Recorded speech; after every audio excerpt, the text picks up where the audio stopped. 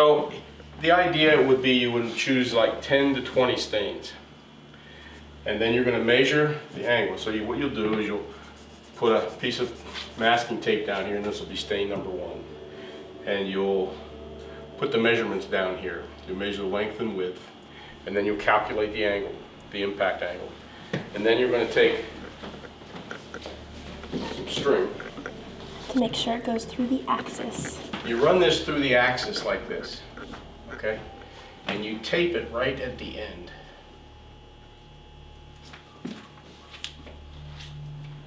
So that the string is right at the end, right where the stain hit.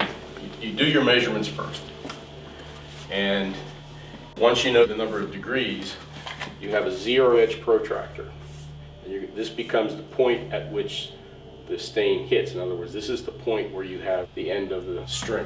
And let's say that the measurement was 30 degrees. So I would pull this out. Let's say it's at 30 degrees, and I've got this trajectory going right through the center of that stain. And you pull this up at 10, 20, 30 degrees. And then you would move this down to the floor. Keep it flat against here. Move it this way, yep. Good. Sometimes you're not going to have that many points. So sometimes you might have 5 and 5, or 10 and 5, or something like that. So this would give you your first angle. And then these things should come together at some point.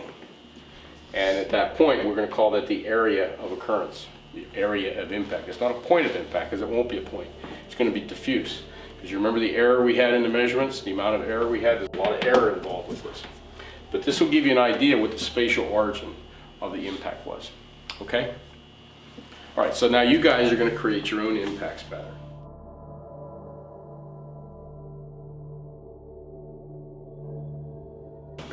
Now, the way to do this is you get down, you want to get down like this and smack it like that.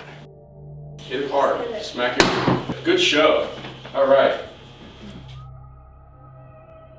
And the laser turns on and off just by twisting it. Okay? And it goes like this. And this becomes, you fix it, you determine the angle like this. Ah. And there's, you see that dark line underneath there? Mm-hmm. That gives you your angle. So let's go into your stain where we know what the angles are. You don't have the string there. And what you do is you do this before you put the string on. So I move this to 42. Clamp it down.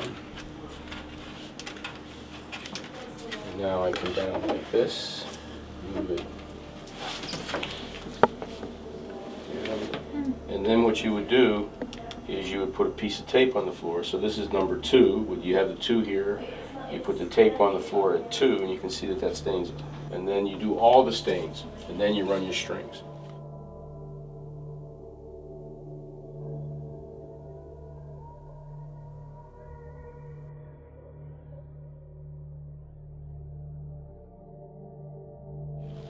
And you can mark on the tape so you have all that information there.